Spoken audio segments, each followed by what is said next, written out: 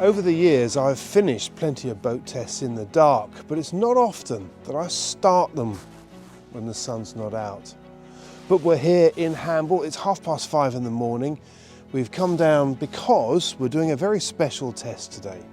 We're going to catch the tide and we're heading off for 3 days on a very special boat, the brand new Oyster 595.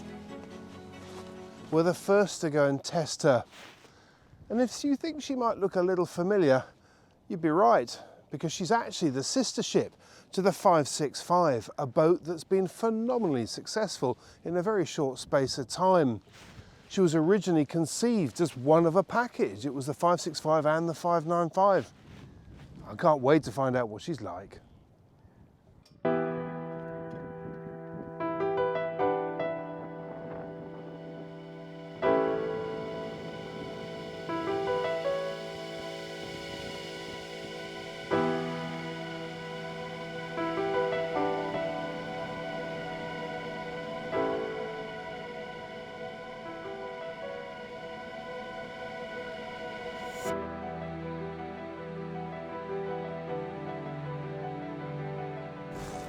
Well, here we are. We're on our way. We're in the Western Solent.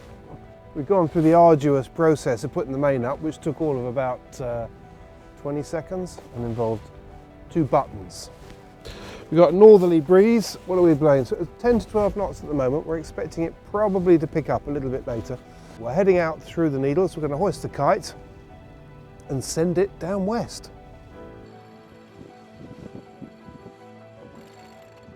Okay. We'll just go for the kite up now. Typically, of course, the breeze just picks up just as we're trying to get it out of the sock. That feels like the kite's up. There we go. Kite's up and set just in time for us to head through Hurst Narrows.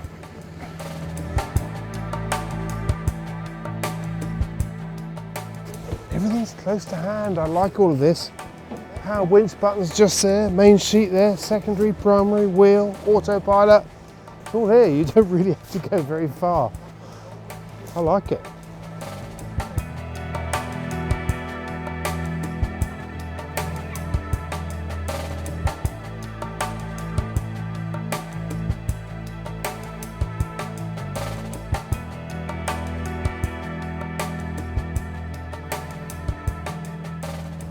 So we're just out past the Needles now, and we put in probably 4 or 5 jibes, I guess.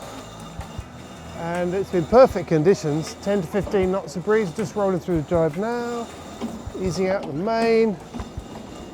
As we go through, we've got into quite a nice little routine here actually, with our asymmetric kite.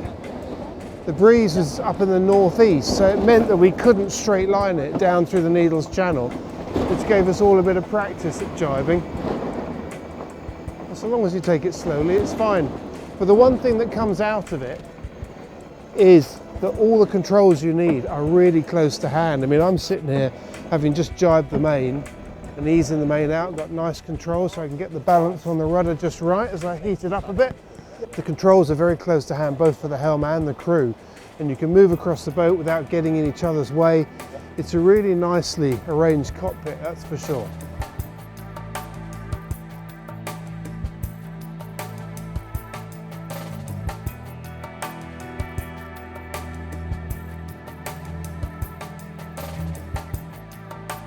We're now up to about sort of 18, 19 knots true, and we've got a couple of knots of tide under us as well. So we're rattling down towards the west.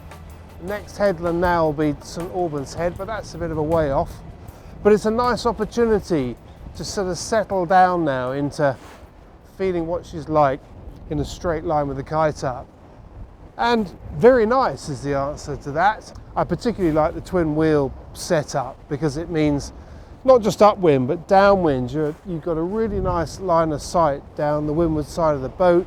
You feel more like you're sailing a boat than if you're stuck in the middle where you just can't see anything. Nicely balanced. We're cracking along at, how quickly we go. Ooh, 10 knots we're doing. 10 knots through the water with a couple of knots under us in the tide. 12 knots over the ground. That's not a bad way to go west.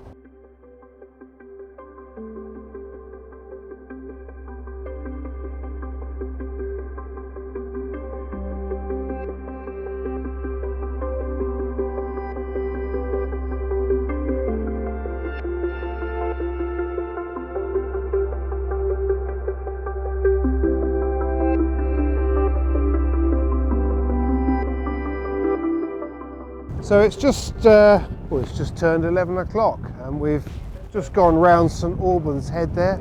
We had a lovely kite run all the way across Christchurch Bay, past Swanage, down to that headland. And we've since now headed up. We're on a 2-sail reach. We dropped the kite and we're tracking the Jurassic coast, which is pretty spectacular in itself. So what was interesting was that when we dropped the kite, we then pulled out the headsail and headed up, and there was quite a swell off St Albans Head and we were able to surf down the waves. This is a big boat, but she was picking up in just 18 knots of breeze and surfing downwind, and we were doing over 12 knots at times. Perfectly under control, but she really does pick up and go, and that's just under full main and a headsail. And when it comes to the balance, you definitely feel that this is where this boat, and I remember this being the case with the 565 as well, this is where they really excel. Power reaching. When you've got a little bit of heel on, you've got some pressure on the leeward rudder, and the whole boat just tightens up and feels really quite sort of directionally stable, I guess, if you like. In fact, so much so that you could pretty much just lock off the wheel and she'll just carry on in a straight line. Probably not the best way of going any distance, but you get the point.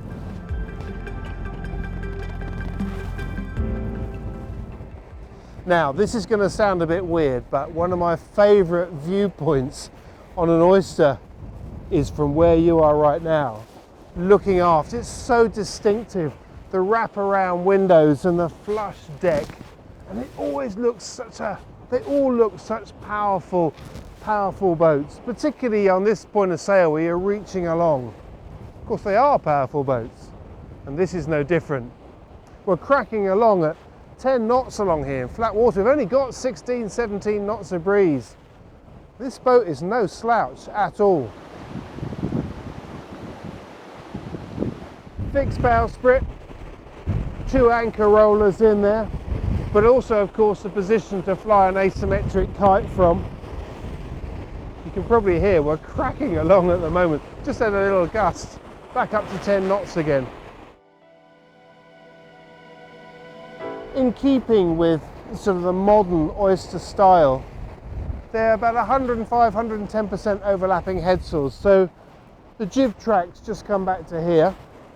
And then just on the outside, on the gunnel, we've got a sheet lead for when you're reaching, you want to sort of open up those angles. Full width chain plates as normal.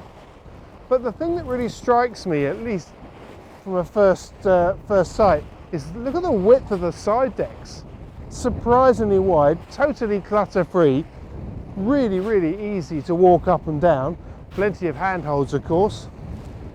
And whether it's a handhold, the guard wire, whether it's handholds here, but loads of space, dead easy to move about on.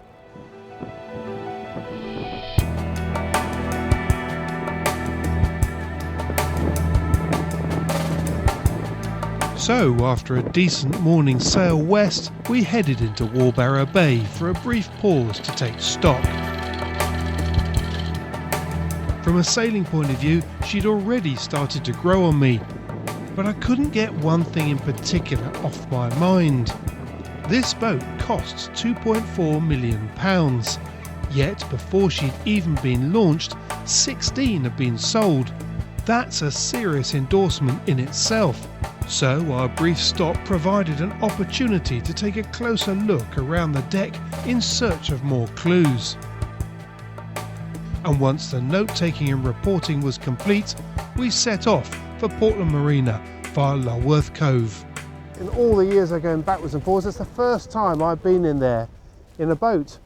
And talk about taking a 60-footer into a small cove. I'm glad it had a bow thruster and a stern thruster, because that made it very easy to manoeuvre, and probably sort of just highlighted how easy this boat is to handle, certainly under engine. Really, really nimble with the bow and stern thruster. You can literally just turn the boat around on its keel, and we never felt like we were really at any risk there. We just felt rather large perhaps compared to some of the other boats that were in there.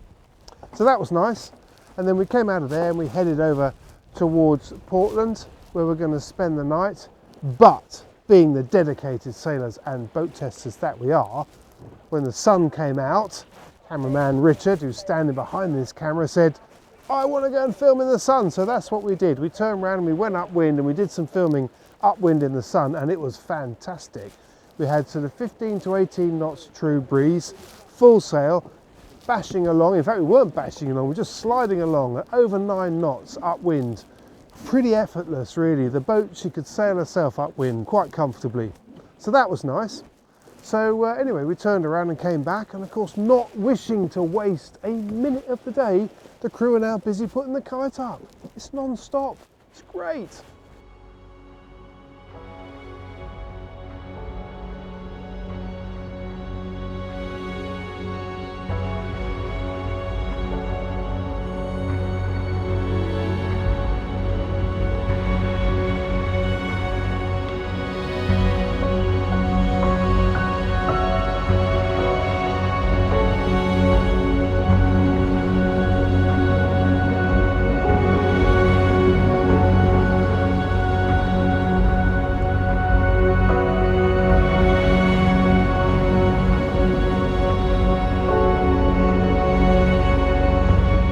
Interestingly, none of us aboard had ever taken a boat of this size into Portland Marina, and despite quite breezy conditions and having to reverse through a tight gap to our berth for the night, it was a doddle.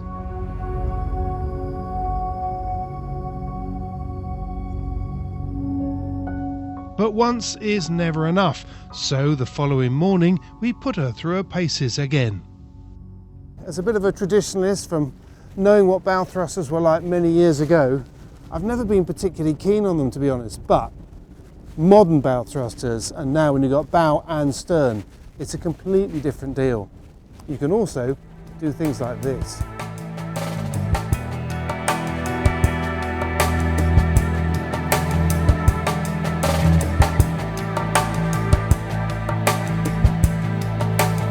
With the manoeuvrability test complete, it was back out to sea, starting with an upwind leg along the Jurassic coast before then heading south into the English Channel.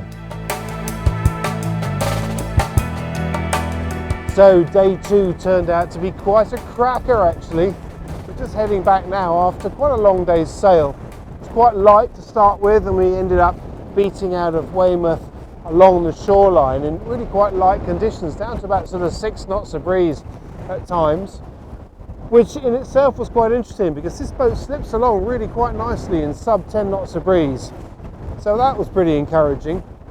And then, because we are the consummate professionals, we went in search of some sunshine for some good shots of the kite up in the sun. And that meant travelling pretty much halfway out into the English Channel, where we found the sun and we found some breeze. It was great fun, and it also made it absolutely clear that what this boat does really well is cruising around at 9 or 10 knots. Whatever you do, you look at the log, it's 9 or 10 knots. That makes calculating your distance to get home quite easy, doesn't it? You just divide by 10, simple. So, having been out towards the edge of the shipping lanes, just in the middle of the English Channel, we're now fetching back. The breeze is up at around 20 knots. Going along really quite nicely, and the plan is to head to Warbarrow Bay or maybe Lulworth Cove. We'll see what it's like when we get there. Drop the hook and have a night in the wild. The focus so far had been on her sailing, but this evening it was time to take a closer look down below.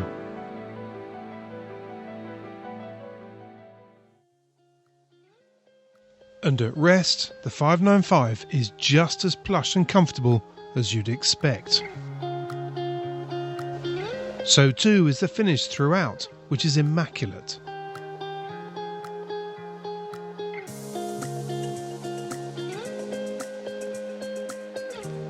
From the well-proven longitudinal galley on the port side to the subtle and spacious owner's cabin, the layout and finish throughout is a familiar one.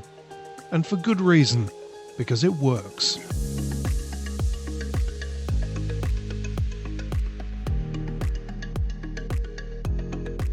But there are also some subtle clues as to how things have moved on, particularly in the forward cabin. Here, the finer entry for the bow results in more vertical topsides that give the feeling of greater volume and headroom. And when darkness fell and the accommodation lighting came on, the 595 saloon was in the mood to play host for the evening.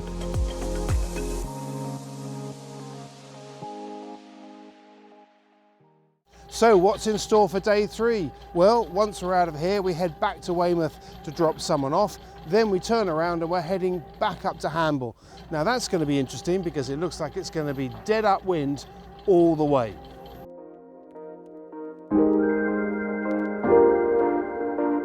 And it was. Starting with fairly light conditions, the sea state and wind speed built as we made our way towards the Needles Channel.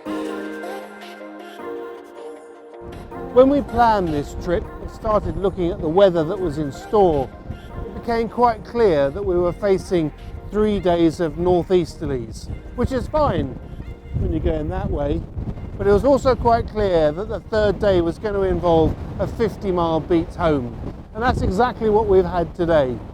It's been pretty interesting. We've had 20 knots true, sometimes a little bit more than that, and coming round St Albans Head just over there in the distance when the tide turned against the breeze meant that the sea state picked up and it got really quite lumpy. Just what we wanted, because then we got to see what this boat's really like when it gets a little punchy. And I have to say, she's a great boat upwind, there's no question about that. She doesn't slam at all. She's very soft motion going upwind. She's very easy to keep in the groove. A lot of that is to do with the twin rudders and the shape of the hull. So she's a very well balanced boat, and she does go to windward extremely well. The other thing that's really noticeable, she's so quiet. Down below, she's really quiet, eerily quiet, almost to the point that you wonder if it really is blowing that hard outside.